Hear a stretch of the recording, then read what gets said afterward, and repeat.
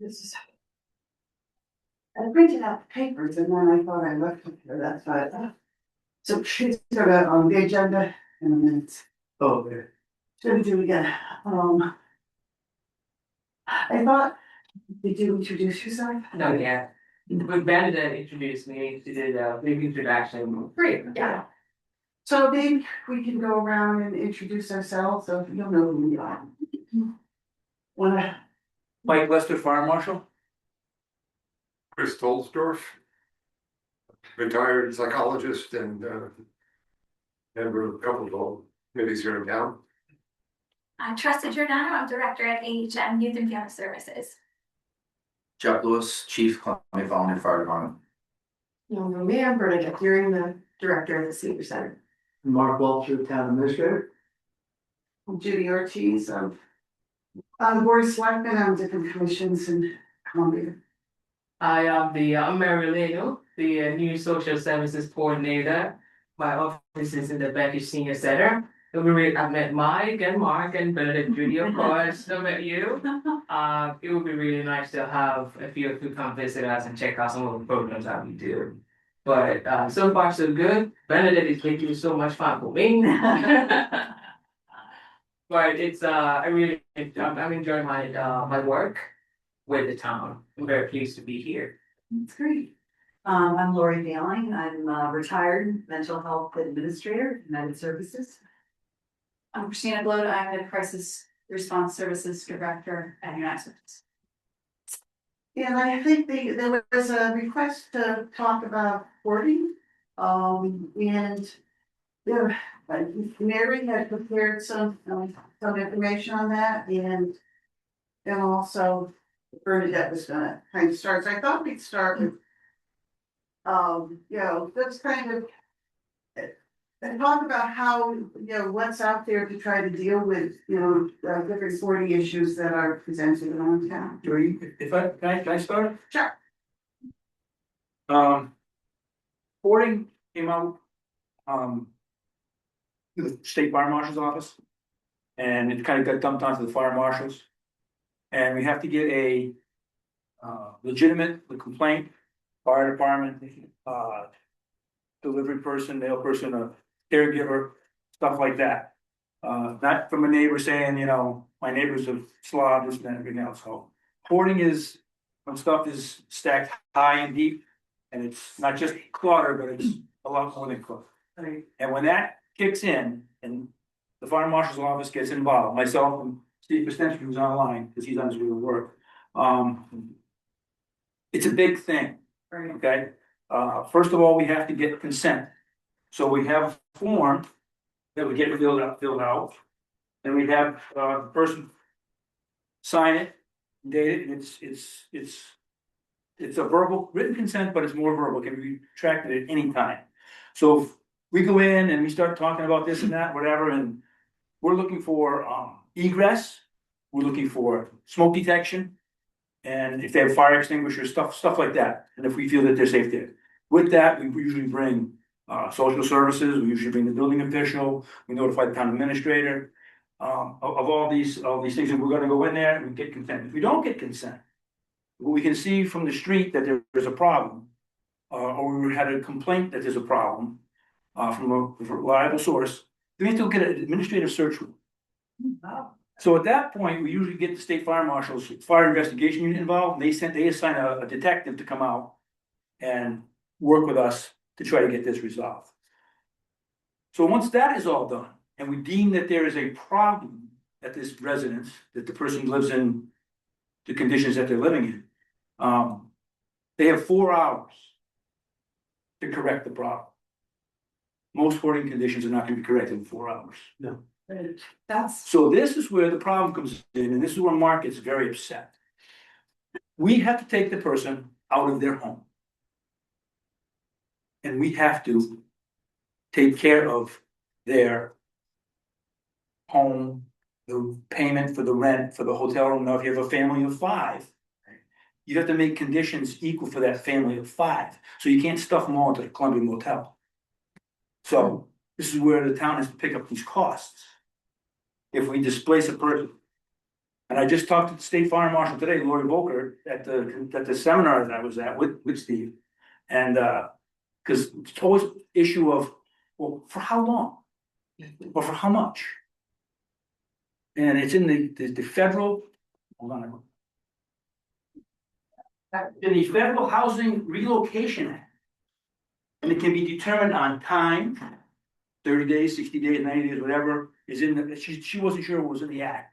Or on dollars. So. I don't think we have a fund for that. So that would have to come out of somewhere, that's marked on, but this is a big deal. When you have to displace somebody out of their home. If it's just one person, usually it is only, sometimes it's one person because other people in the house might. Say something and try to correct the problem. But, this can get very costly to a town, very costly. And, So if the you're- guidelines, so 30 days, I mean, is it there? we don't, I'm gonna look that up in that act. Steve tried to look it up today, we were in the seminar at the breaks, but he never really got a defined answer in that code, but we'll work on getting that, but, I said something I was gonna say, and I skipped my. In my 9 years here, we've been involved in 9 hoarding cases, and Nine? they're still ongoing. They don't, like, Right. you get into a point where. Yeah. Okay, but it, The couple that I've been involved with, the family has got involved and they've helped. But it does, I got my thought back.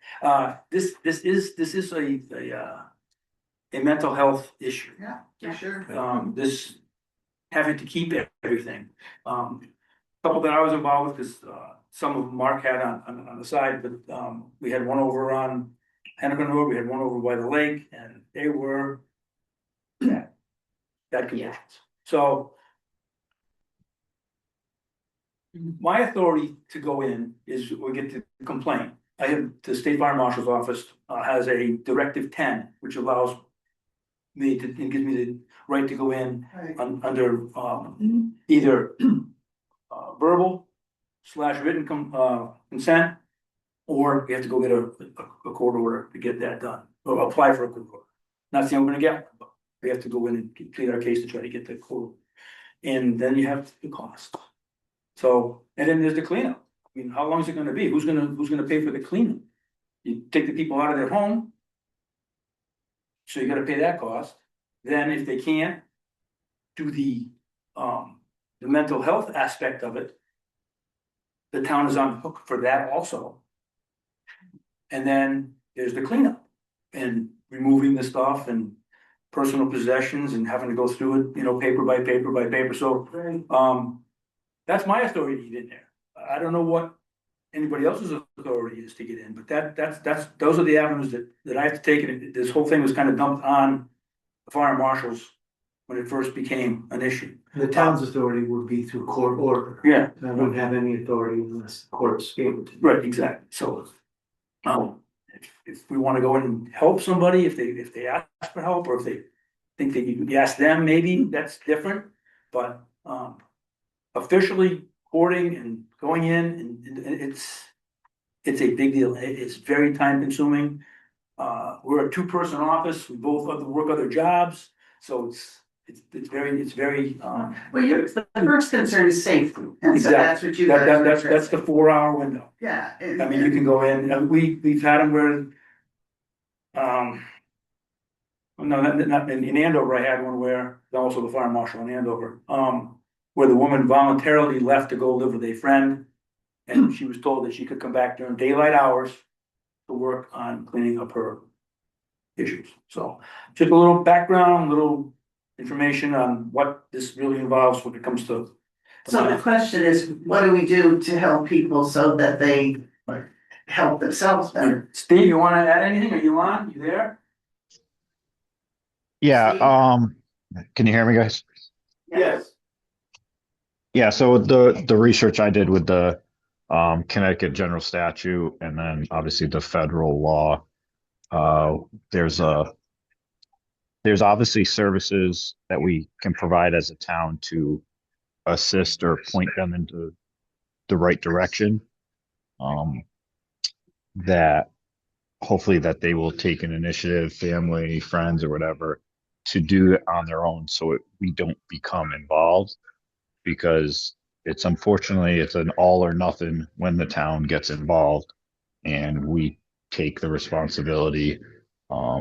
As Mike stated, it's actually a mental health issue condition, and then there becomes laws, and it actually talks about like discrimination, where if you're not helping these people, there's issues that arise from it. So that's where can become very costly for a town, because they have to deal with the issue, and then the person's mental health and getting them help and all that down the road. So as a town, small town, I think we want to do the best practices we can of letting people know, getting them help, showing them different avenues to help clean up, so we don't get to the point where we have to come in and get involved, because again, like I said, it's an all or nothing once the town is involved, and it can become, there is funding out there, state, federal level, that the towns can apply for to get money to pay for this stuff, but I don't know how easy that is or what that entails. So that's just my thoughts on that. Like, as part of this, how do we, discover this before it gets to be a big problem? Would be one thought I had. And a lot of times it's the fire department going in on a call, because someone's hurt. Yeah, so the one over on the lake that he was talking about, we got it because of a medical call. Right. And that just started the chain reaction. And then the one on the other, the first one that Mike talked about was a medical call of repeat we kept going there, but things started to raise more and more red flags in our head. This conversation started, it wasn't under my term, I think it was under Mike's. More on the first one that they started doing the investigation process, and we started down this road that we've done a few, and there are more out there. Yeah. And there's more out there to the point where they're headed in that direction. And this is where, not everyone is neat, and not everything is considered a whore. Right. But when you have piles that are impeding your exit out of your home, or you're blocking a door, those are concerning factors. And those are concerning factors that we're starting to see. I do go on a majority of all the medical calls, so I don't go inside every house, but I make sure I stick my head in, and at least I get a lay of the land, we'll call it. So yeah, that's really, or you get a good friend that says something, hey, Dave's really struggling, I'm noticing. And that can get social services involved to take a ride out and take a look. So it doesn't really just go right to the fire marshal.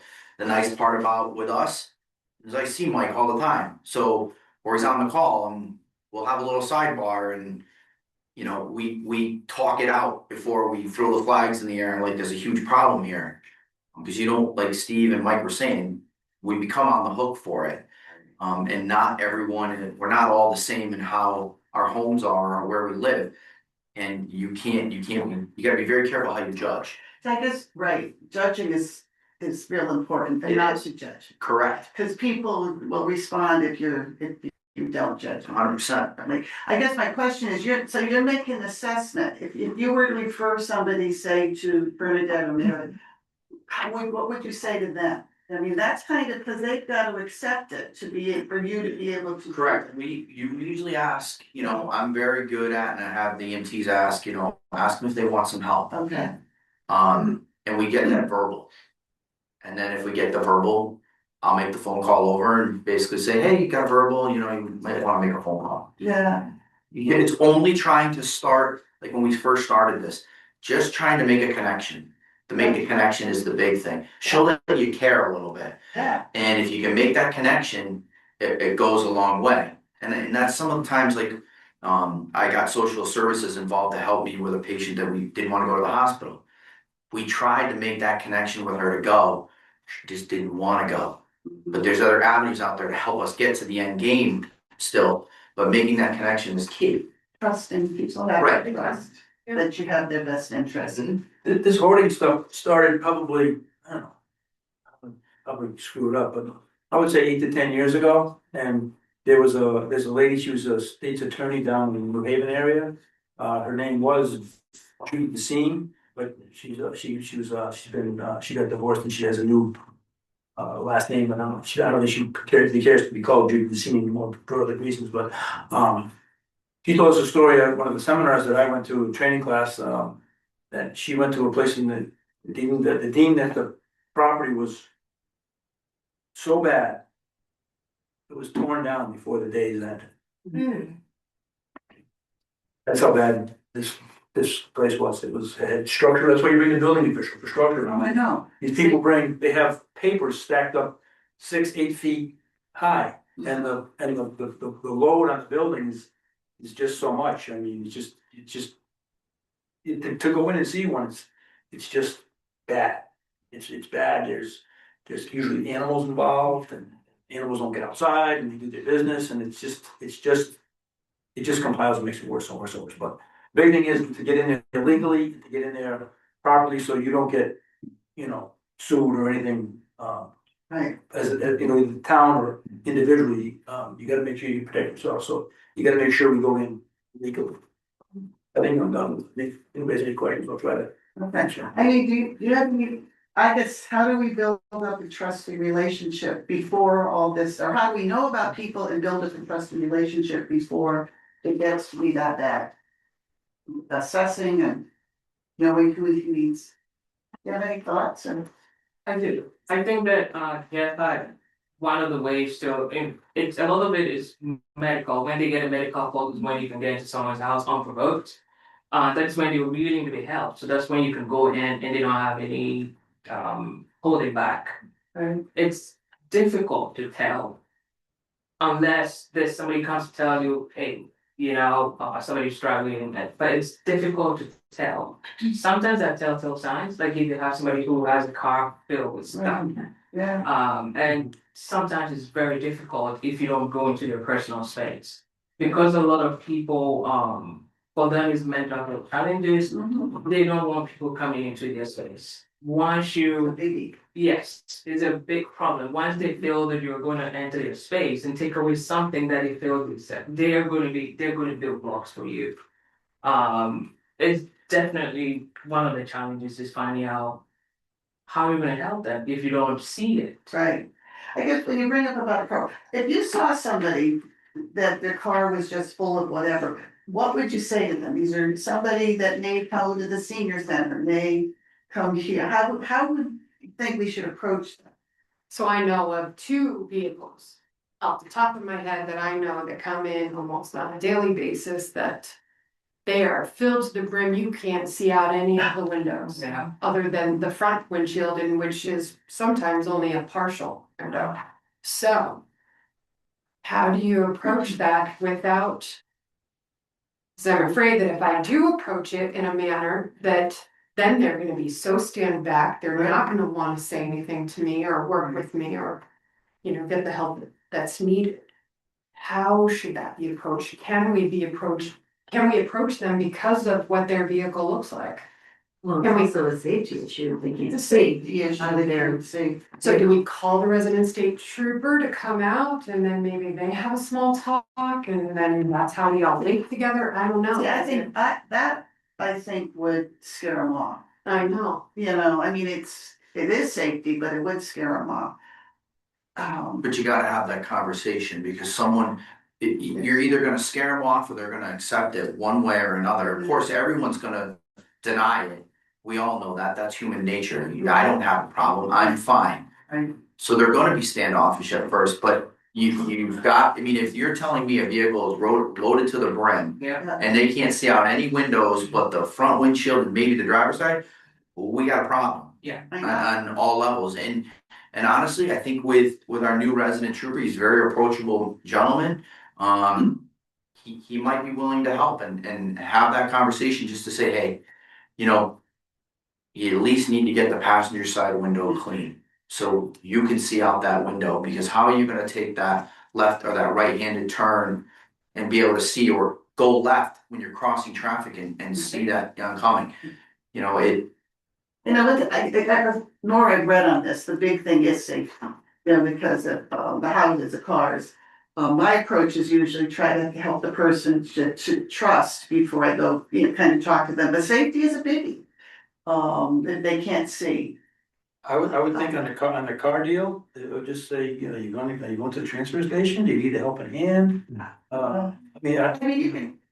You know, if it's day after day after day, you're seeing it, then there's definitely a problem. There's a there. problem, Some of the so orders was a fire too. how, Fire did I happen. know. Yeah. Could you approach Yeah. that? I don't know, I Yeah, think for the yeah. car, I would approach it from a safety. Yeah, issue. Could you at you're least right.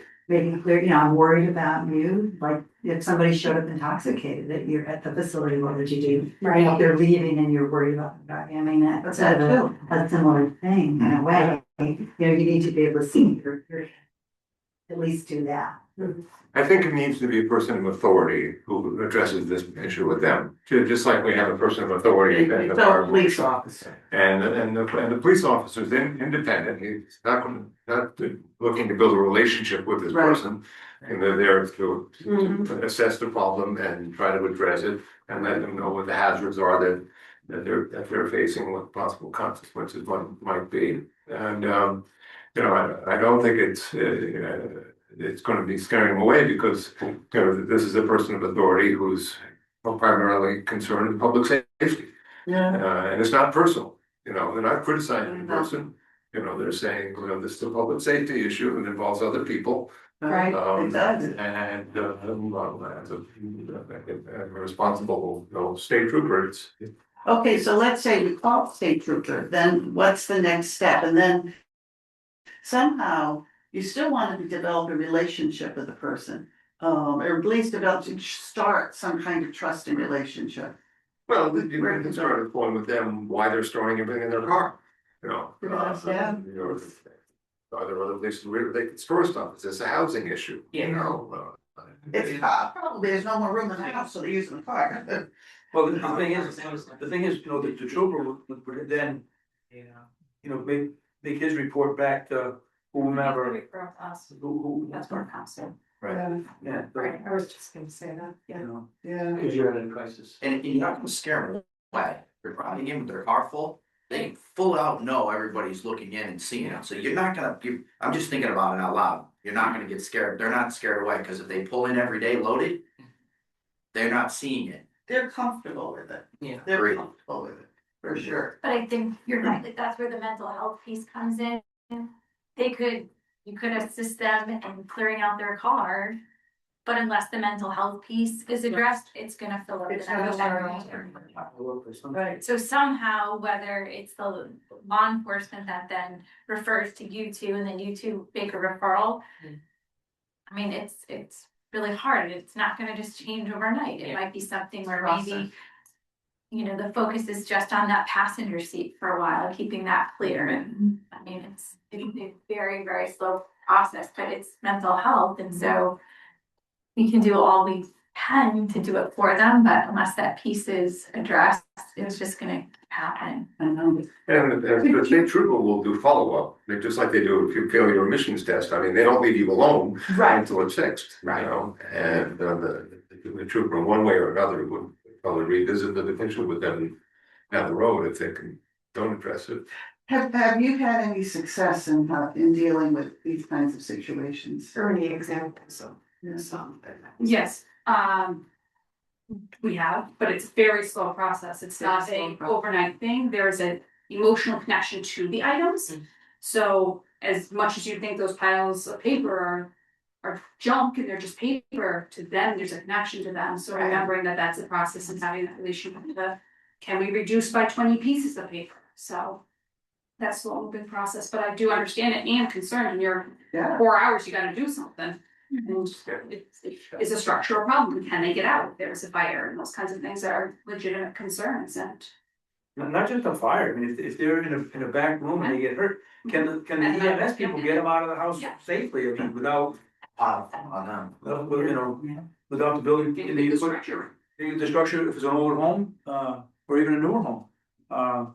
If the house is filled with paper, the the houses are designed to hold so much pounds per square foot, is the place gonna collapse, is EMS, fire, are they in danger of even going into this building, and there's a whole host of things that we could sit here and talk about all night that would go through this. So, That's bad. A large struggle with hoarding is, does the individual have insight to see that there is a problem?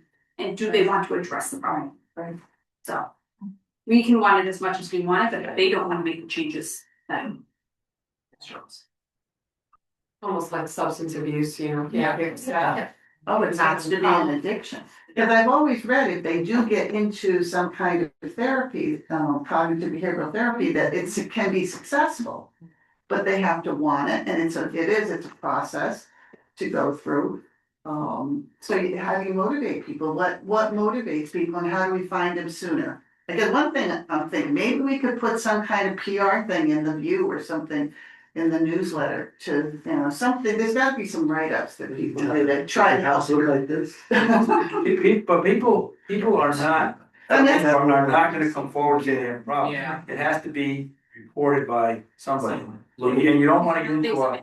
Think about myself. Yeah, you don't wanna get into a neighborly, like I said earlier, you don't wanna get into a neighborly dispute because they blow their grass clippings this way or whatever.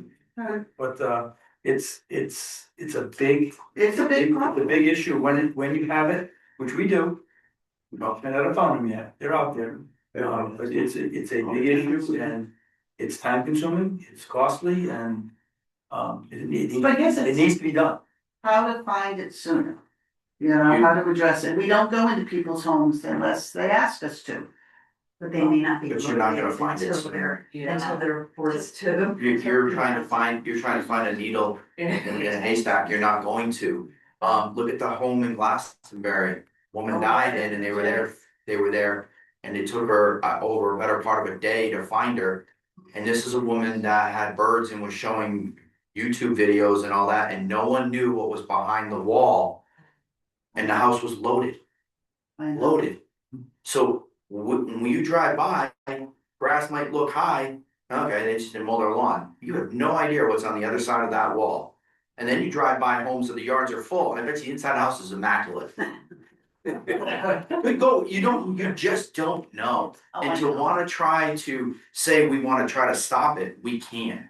The mental health, in no offense, the mental health, guys, the United States is not addressing it the way they should.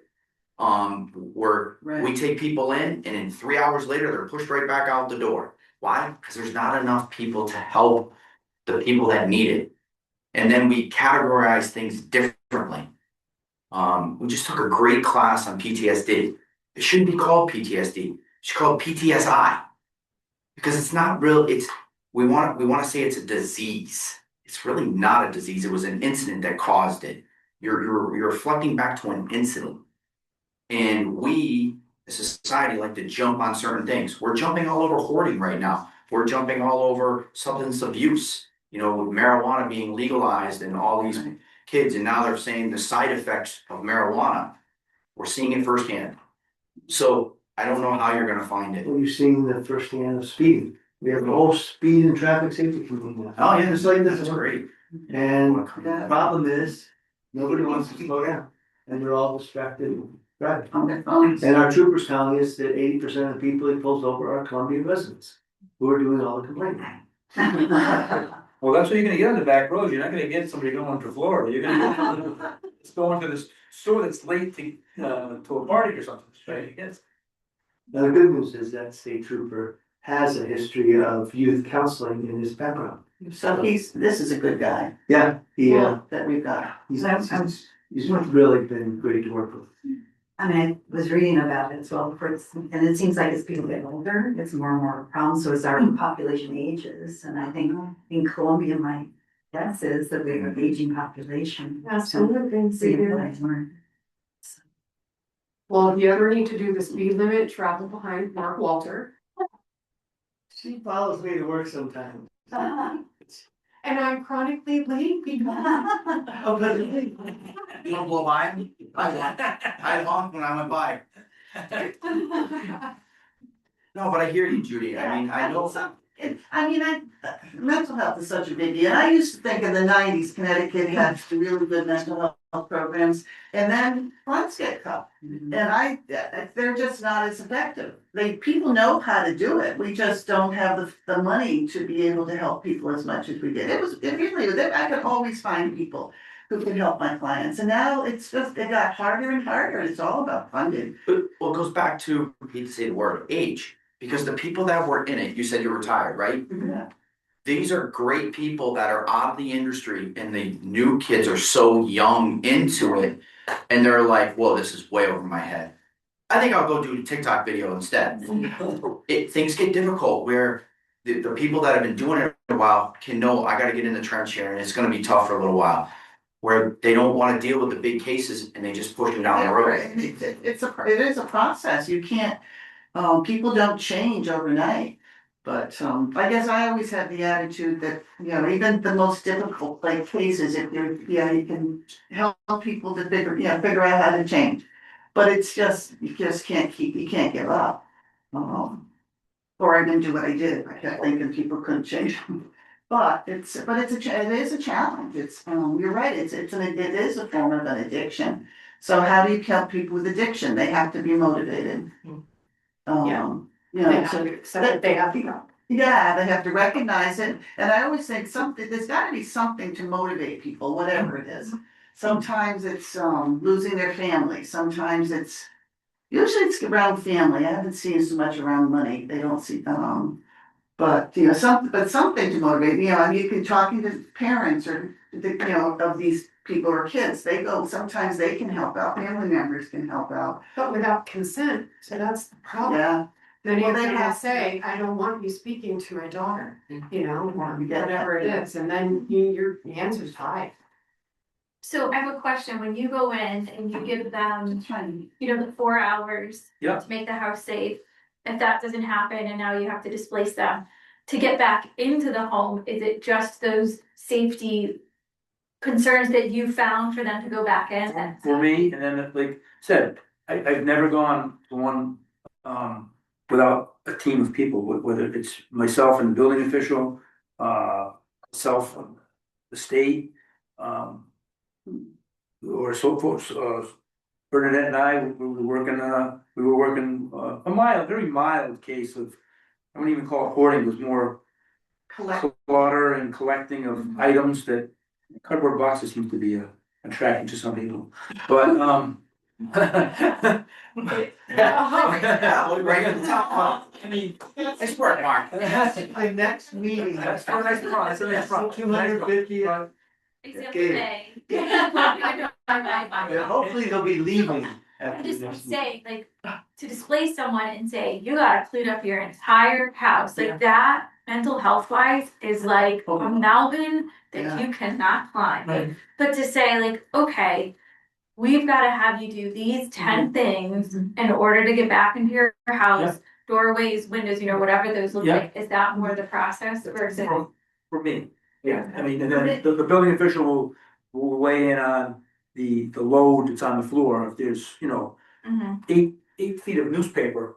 I mean, one of the houses we were in, there was, basically, they call them go paths. Yeah. From the door I know. to the back bedroom, there was a path. That room was full, the bathroom was full, how, gonna get the sanitation people involved, that city Eastern agency we use, Highland. Eastern Highland, we can try to get them to come out, and it's just, an overtaking that goes right to the top of your priorities. You might have a list of 10 items you wanna get done today, you get a hoarding case, you're at the top, cause you have to deal with this, it's safety. Yeah, how about, some kind of plan, which day one, and say they do it, within 30 days and each day they do a plan. I mean, something that they sign and say, I'm gonna do this, I mean, that's, I've seen to be helpful. Well, it might, but again, the person has to recognize the problem, has to buy into the resolution, and a lot of times you're not gonna get that, and sometimes you don't have family around, if you have Yeah. some family members around, they may be able to help. I mean, in the past, Mark's been very good to offer, a dumpster or a town truck so they can put stuff in to get, as they go through it. But again, if they don't want it, then it becomes a court battle and. And that and just. You gotta get the, makes it worse. the administrative search warrant to go in, you have to prove to the judge that you have an issue. Yeah. And if they deny it then I don't know what happens then, because. It becomes a power struggle. Yeah, so it's, You and I have seen a place here in town and then we've actually worked with them. Yeah. And we've seen progress. yes, Yeah. And little by little, people say, we'll be back in 3 weeks. Just know Yeah. that this is what we're gonna do, we're gonna come back and we need this and this done, can you do that? And when we did, we came back and those items were done and actually. there might have been 10 more other ones, but those Yeah, three but taken care those of. taken care of, so we felt it was work in progress and then we just keep going back and then we need to go back. Yeah. I mean, it's like setting up some kind of structure, whatever works, you know, something like that, something in writing that they agree to. And if it's to be, they need more time, then you change the timeframes, you know.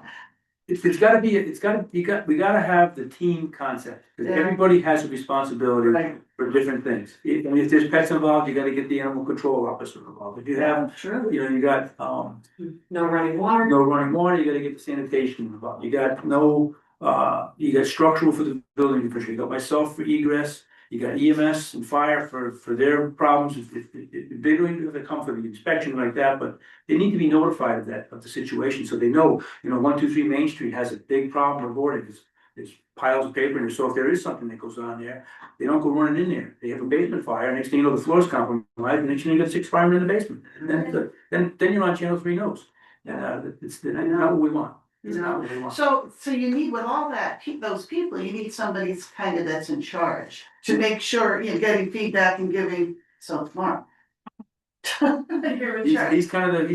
Usually I'll be the point person. But Yeah, you have- in that's- resources. Yeah, because you need somebody to give that information. Right, and you should never, ever go there alone. Ever, Right.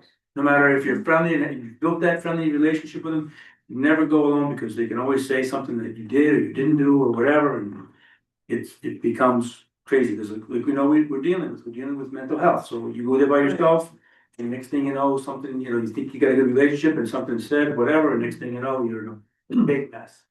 So you wanna definitely always go with somebody, but the next one we get, put everybody on the list, and then all come in and take a look, see. It's some of them aren't pretty, we had a house fire in town, this past winter, and it was not pretty, No, at all, definitely not. not at all, so, I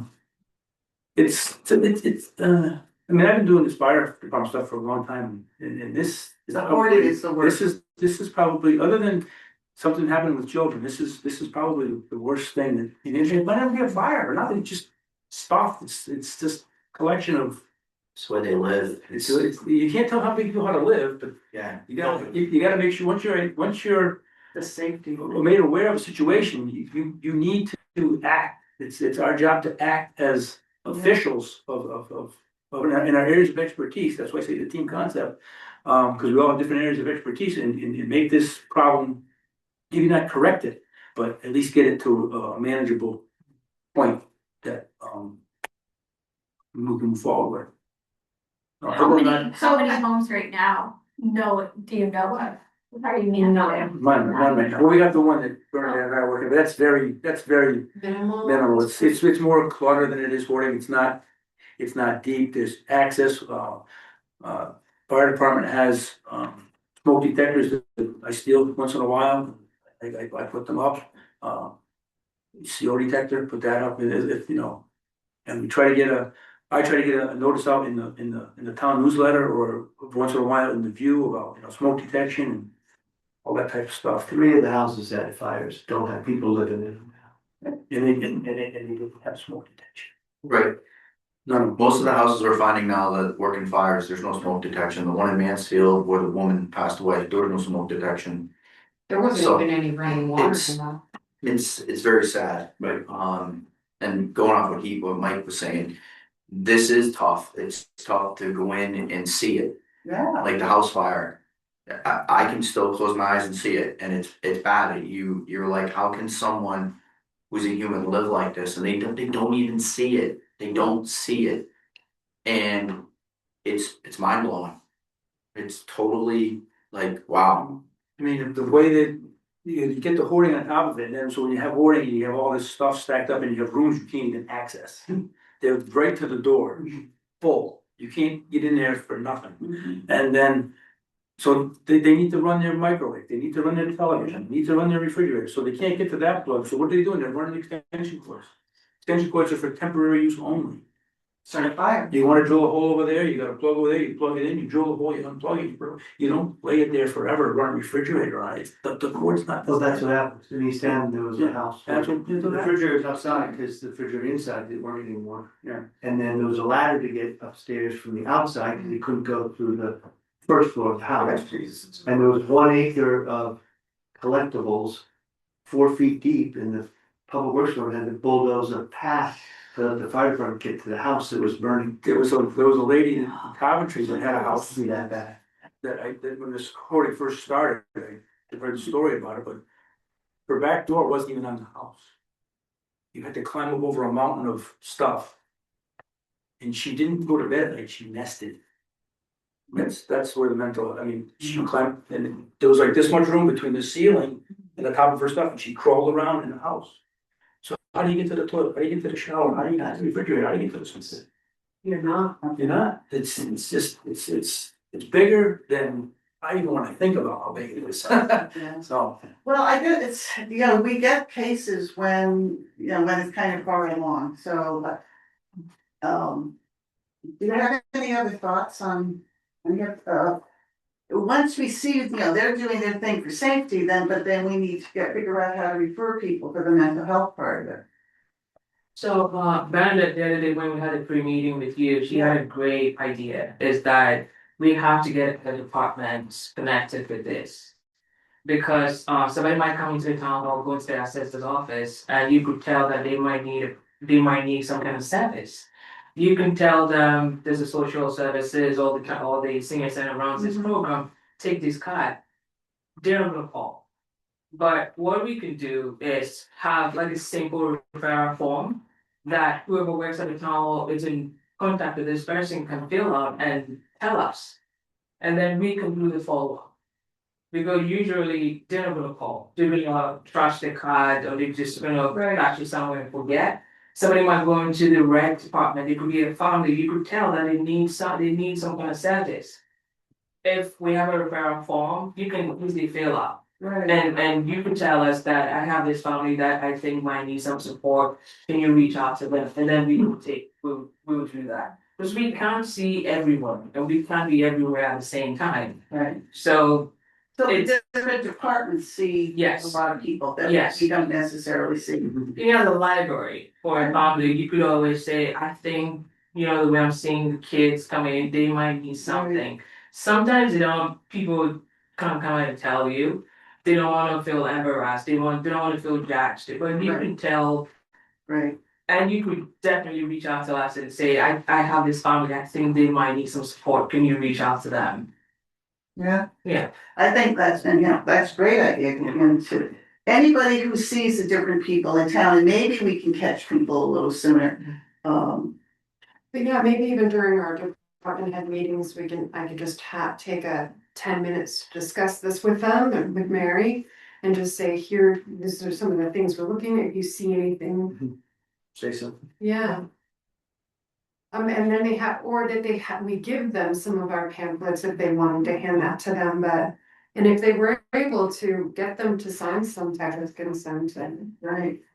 It's something we want to continue to look into to see how that would really play out here with the town and our staff. With a small town, we tend to know quite a few people. I would move the school in too, because I feel as though Especially- children living in those types of situations and mothers of teachers are, Then they might. the school I bet picks up, they see the kids all the time, they must pick up some of that. I mean, sometimes it's really hard to tell. People who may be hoarding at home though might have a very put together outwardly appearance that you wouldn't, you wouldn't have any idea that They may that's not. what's going on at home, but it In might be. cases the kids can go to school, Yeah. with the best clothing and look the best, but they get home, it's a different story. Right. Yeah. No, but sometimes, I know I had a case earlier in my career where one of the parents was a hoarder and was slowly like taking on bedrooms of the house. So now the kids were displaced, and for a while they were sleeping like on the couch in the living room, but then the parent kind of took over that space, and then the kids were down in the basement. Like they just kept moving, and it was, this huge mental health Yeah. issue that the parent had, but it was kind of like taking over but on the outside, you would never guess. Always were prepared for school, dressed appropriately, food, sports. Where were you included? So, it came about that one of the students had mentioned something that, like, oh, my neck is sore, I slept on the basement floor. Yeah, one thought I had was over at Dartford Village to have maybe monthly or bi-monthly events over there. Just to, kind of develop relationships, have them be, kind of hang out with each other better. And then get somebody there to organize the events, it could be barbecue, whatever it is, usually around food, people like that. So that would be a way to develop some trust over there, but one thing I was thinking. I'm not sure the residents of Dartmouth Village all get along, They Just definitely saying. don't. just saying. It's a community, all right. Just, I guess I was just trying to think of ways to, for people, to get to know people better, different things. We could have some different events too. The senior center does, well, they do, you do a great job, but you don't get necessarily everybody either to Yeah, do, to go. we definitely have more and more people coming. I've never had the center more active than it is now. It's, So you've seen an uptick? triple. Really? It's In- Do you know why? Well, the food improved, Our food has improved, but that helped. our lunches, like Mondays went from maybe having 6 to 8 people, we now have 20 to 30 people. Hmm. I mean, Fridays, I must have at least 40 people for lunch, and then there's about, I don't know how many bridge players, there's maybe 40 of you, 40 plus. So, I mean, I think, the word is getting out. That it's not, you're not just sitting in a rocking chair drooling or knitting, that you're actually there and you're being very active. We also including more free things to do, a free cardio drumming class, free wreath making, free craft classes, a free tacos and trivia. I mean, and that's really bringing everyone in, and they're talking about it, and then they're bringing their neighbors and their friends, And and then supplementing exercise classes, that as so well. you could bring in better quality So instructors. if you're already bringing in more, you should be, if there were issues, You should. the scuttlebug should be starting to get involved with more people. More things are being heard, more things are being said. And that's why we're becoming more and more guys, the people are talking, and we're hearing more and more about what's going on. Or, Yeah. so-and-so's husband had a heart attack, and they just had the wife just had hip surgery, or, and then what's happening to them if that's happening in their home and they're the only caretakers for themselves.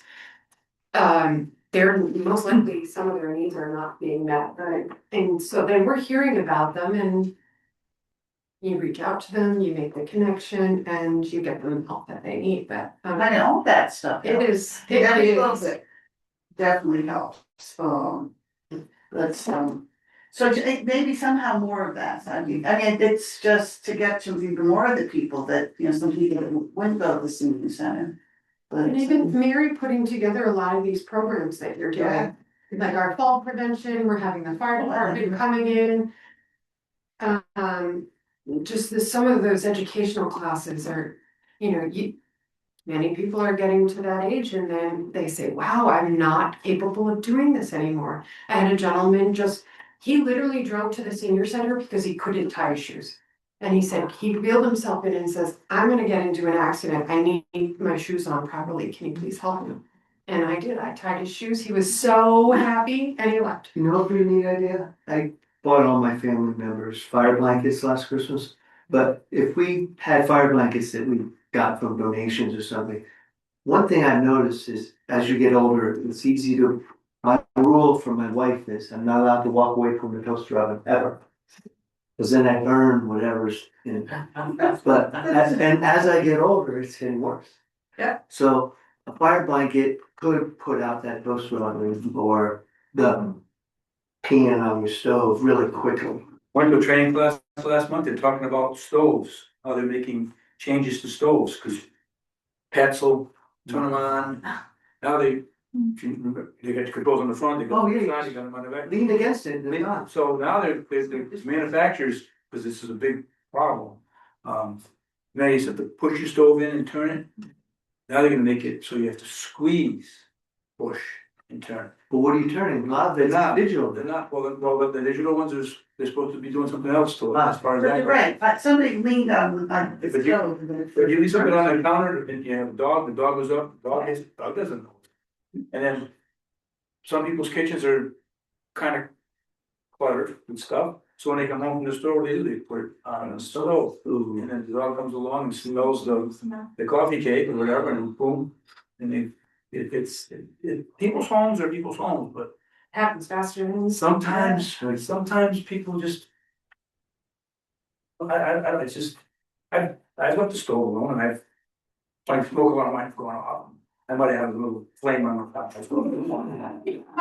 I admit it. Not necessarily my fault, but it's just, things happen. You didn't have the rule my wife has. I like her.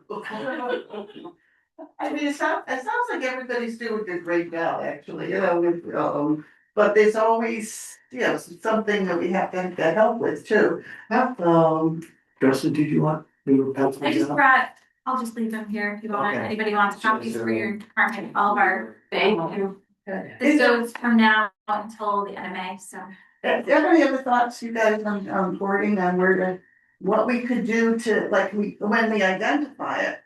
What else? I think if somebody gets a complaint, I think, Mark, he's the puppet master, go to him and then he can assemble the team. The team. Whoever we think we need to bring in, and at what step are I we? think that, and Each situation we do. Oh, they all Resolved. have personalities, there's different reasons why people don't go. I would say probably 75% of it's gonna come from the fire department. Cause they're gonna be the ones that are gonna see it first, if there's an issue.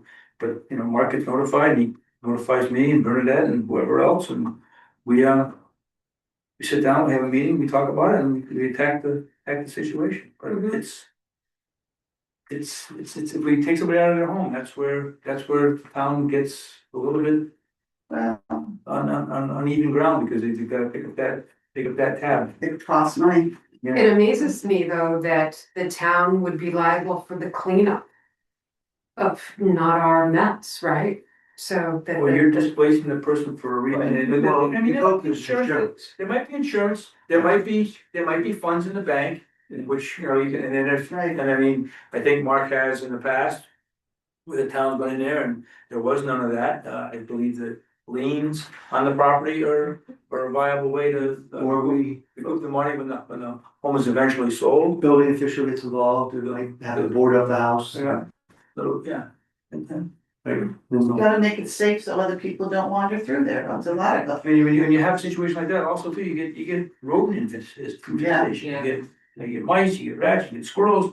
Chipmunks, everybody else, the chipmunks, they're cute, no, they're not, they're rodents, they'll destroy. Big damage. They'll destroy your house, so, it's a big problem, and then when we get one, we just take it, head on and. Try to get going, but as far as trying to find them and prevent them, I think we're gonna go down a rabbit hole we don't really wanna go down, to be honest with you. It would be. You don't have the personnel to do it, well, you just don't have the personnel to do it. I think the answer's right there with what you guys are doing. Yeah. You'll find the answers as quickly as we will. Mhm. Because if you bring in more people, that's more talk. You do a full walk through the parking lot when everyone's eating and you just take a look. You figure it out. It usually your lunch, you're gonna point in the right direction. Tressa, are you allowing the children in the homes? Not in the homes, still just outside. Any other thoughts? I mean, it's gonna be an ongoing discussion, on how to handle different scenarios, and maybe next time we can talk about scenarios and see if people like what they were doing, think they can do it differently, or come up with some other ideas. Or if there's any other concerns you might be seeing in town, Yeah, or if you're, you know, if you see other things that are happening, maybe not so much in Columbia, but in other towns that maybe that we can discuss that. Cause if they're happening in other towns, they're clearly happening here as well, sorry.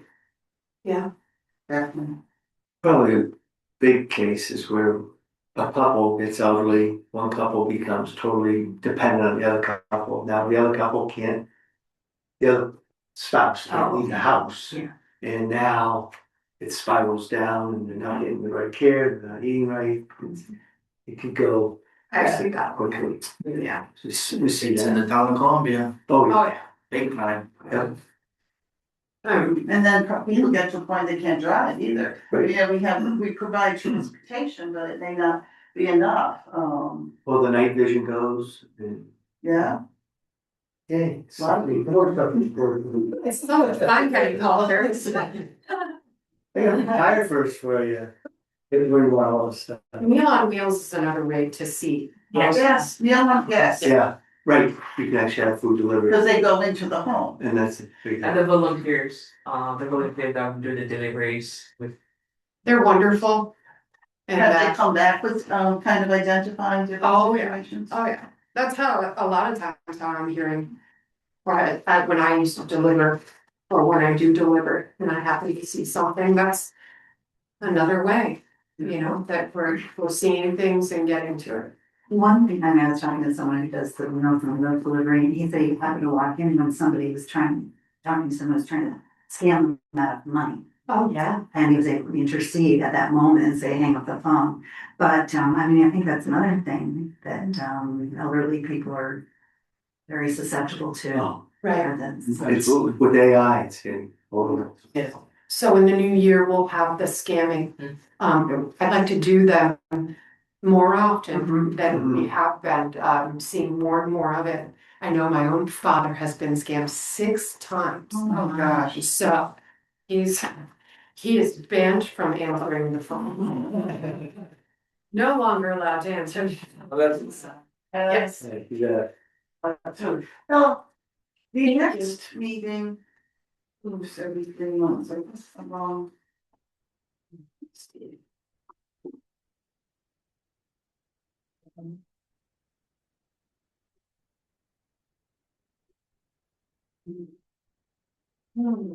So we're at March. March 10th? Is that a what's meeting? No? No, we do it the second Tuesday. March 10th. Yeah. Okay with everybody. Yeah, we're now. At 4. 10th at 4 p.m. Yeah. Got it. Thank you. Thank you, everyone, for coming. Yeah, take as many as you want, please. I know, bring more. Yo, Oh, I'm gonna taste, make it that. yo, It looks like you're growing still, that's all you've got going on. Oh, wait, I can turn this off.